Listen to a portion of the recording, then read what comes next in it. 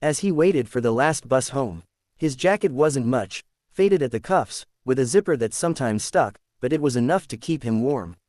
He tugged the collar closer to his chin and blew into his hands. His day had been long, another fruitless attempt at chasing job leads and running errands. Money was tight, but hope was tighter, and Adil carried both with quiet determination. As he shifted his weight from one foot to the other, his eyes fell on the only other person at the stop. A woman stood a few feet away, her arms wrapped around herself in a futile attempt to fight off the cold. She was dressed in a crisp blouse and tailored trousers, clothes that spoke of someone who had rushed from an office without time to prepare for the weather. Her hair was neat but slightly wind-tossed, and her heels clicked against the concrete as she shifted restlessly, clearly uncomfortable. Adil noticed the way she shivered, her lips trembling as she tried to tuck her hands beneath her arms. The night was merciless, and it didn't take much imagination to know she must be freezing. He hesitated for a moment, biting back the thought. It wasn't much of a jacket, really. And once he gave it up, he'd have nothing but the biting air for company. Still, watching her tremble in the cold tugged at him. He cleared his throat and stepped closer. "Excuse me," he said gently, his voice carrying kindness rather than intrusion. The woman looked up, startled. Their eyes met briefly, hers sharp and assessing, his warm but cautious. He held out the jacket in his hands. "You look like you could use this more than I can." For a second, she didn't move. Her brows knitted, as if unsure whether to accept such a gesture from a stranger. Then the chill gusted again, and instinct won over hesitation. She reached out slowly, her fingers brushing against his as she took the jacket. "Are you sure?" she asked, her voice soft, with a note of disbelief. Adil smiled faintly, shrugging as though it were no trouble at all. "I'll survive, it's just a bus ride." She slipped the jacket around her shoulders, and it hung loosely, far too big for her frame. Yet almost instantly, her shivering eased. She let out a breath she hadn't realized she was holding. "Thank you," she whispered, her eyes flickering with both gratitude and curiosity. Not many people would give away their only shield against the cold. The two of them stood in silence for a while, the bus stop's dim light casting soft shadows. Adil kept his arms crossed tightly, braving the chill with quiet resolve. The woman stole glances at him, her thoughts hidden but her expression softer than before. When the bus's headlights finally cut through the foggy darkness, both of them turned to look. As the vehicle pulled up with a screech of brakes, Adil gestured for her to board first. She did, still wrapped in his jacket, still looking at him as if she wanted to say more. He followed behind, taking a seat a few rows away, and offered her a polite nod. The bus rumbled on into the night, carrying them toward their separate destinations. To Adil, it was just a small act of kindness, one he would likely forget in time. But to her, it was a moment that would not fade, a stranger's warmth on a night colder than most. 2 weeks later, Adil found himself standing nervously outside the glass doors of a towering office building in the heart of the city. The polished windows reflected his anxious face back at him, making his heart beat faster. Today was his chance, an interview for a junior analyst position at one of the country's leading firms. He had applied months ago, not really expecting a reply, but fate had handed him an opportunity. Clutching the worn leather folder that contained his resume, Adil whispered a small prayer under his breath before stepping inside. The reception area gleamed with marble floors and neatly arranged plants. People in sharp suits hurried about with purpose, their voices crisp, their movements confident. Adil adjusted his tie, feeling out of place among them, his modest clothes betraying the difference in his world compared to theirs.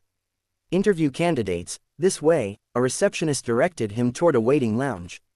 His palms were already clammy. He had prepared for days, rehearsing answers, brushing up on market trends, but nerves still twisted in his stomach. For him, this job meant far more than a paycheck. It meant dignity, stability, and a step forward after too many doors had been shut in his face. After a few minutes, a young assistant called his name. "Mr. Adil, the panel is ready for you." He rose, straightening his back as if to borrow courage from posture alone, and followed the assistant down a corridor. The interview room was bright, its long table occupied by 3 well-dressed professionals. But it was the woman at the center seat who caught his breath. It was her, the woman from the bus stop. For a fleeting moment, Adil thought his mind was playing tricks. But the unmistakable face, the sharp eyes, and now the elegant suit, there was no doubt. She looked entirely different from that freezing night, but the memory of her shivering under the dim bus stop light was still vivid. She recognized him instantly too. A flicker of surprise passed across her face, followed by a smile that softened the air in the room. The two other panelists exchanged curious looks, unaware of the silent story unfolding between them. "Adil, is it?" she asked, her voice calm but carrying warmth that hadn't been there moments earlier. "Yes, ma'am," he managed, his throat suddenly dry. The interview began formally, with standard questions about his background, skills, and goals. Adil answered as best he could, careful, polite, and honest. But throughout, he noticed her watching him with a kind of intensity that was more than professional interest. Her colleagues probed with difficult questions, trying to test his knowledge, but she observed not just his answers, but the sincerity behind them. Finally, when the questioning drew to a close, she leaned forward slightly. "You may not remember me," she said, her tone gentle, "but we've met before." Adil froze, his eyes widening. He opened his mouth, then closed it again, unsure how to respond. The other panelists looked surprised. "You have?" one of them asked. She smiled, her gaze still fixed on Adil. "2 weeks ago, at a bus stop, on the coldest night of the month. I was the woman freezing without a coat.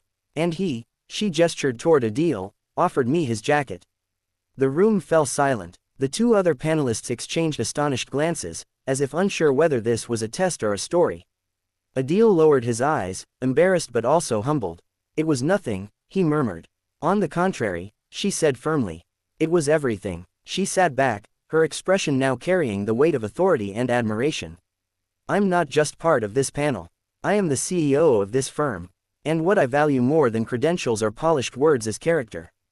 Compassion, integrity." Her eyes softened, though her voice remained strong. "You showed me that when you thought no one was watching. That tells me more about you than any resume ever could." Adil's chest tightened, emotions flooding in, relief, disbelief, gratitude. He hadn't known who she was that night. He hadn't expected anything in return. And yet here he was, facing the extraordinary result of a simple act of kindness. She extended her hand across the table, her smile widening. "Welcome to the team, Adil. We need people like you here." For a moment, he hesitated, almost unable to believe it was real. Then he reached forward, clasping her hand firmly.